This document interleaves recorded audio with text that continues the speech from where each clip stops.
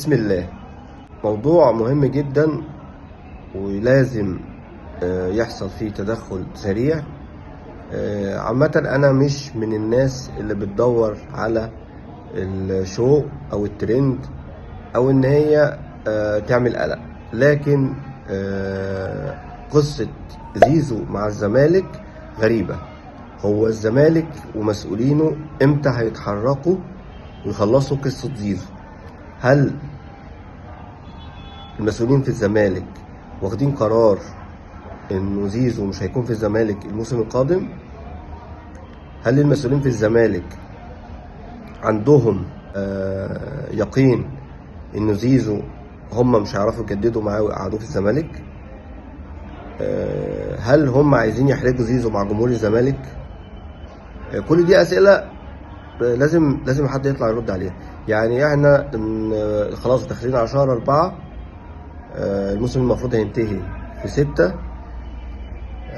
محدش اتكلم مع زيزو من فترة. زيزو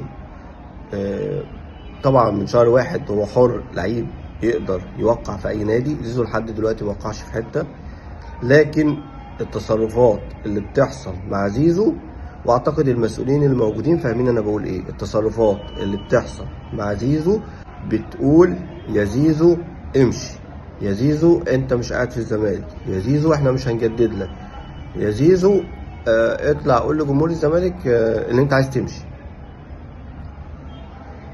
في اتجاه ان هم يصدروا اللاعب للجمهور.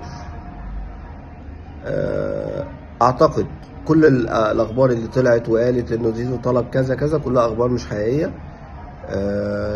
تاني، طلبات زيزو انا شايفها منطقيه، حتى لو اكتر شويه من اللي الزمالك بيفكر فيه.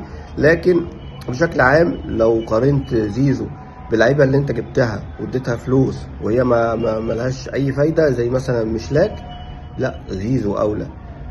ولا احنا هنستنى لما نقرر قصه بن شرقي تاني بعد ما انت كنت متفق معاه كنادي الزمالك، متفق معاه وخلاص المفروض الاتفاق يتم، انت رفعت ايدك وما اتمتش الاتفاق واللاعب كان هيقعد في البيت لولا انه راح الريان، ومع اول فتره قيد جديده رد لك القلم وتعاقد مع النادي الاهلي؟ ولا هو في اتفاق اي لاعب الاهلي عايزه الزمالك مش هيخش فيه او هيسيبه؟ يعني دي اسئله لازم حد يطلع يرد عليها. ولو حد في المسؤولين اللي في الزمالك شايفين ان وجود زيزو مش مهم، فانا بقول له وجودك انت اللي مش مهم. يعني وجودك انت مش فارق مع، يعني مش فارق مع جمهور الزمالك انت وجودك من عدمه، لكن زيزو من اهم اللعيبه اللي موجوده في تيم الزمالك، ومن اهم او من احسن اللعيبه اللي موجوده في مصر. يا ريت الرساله توصل.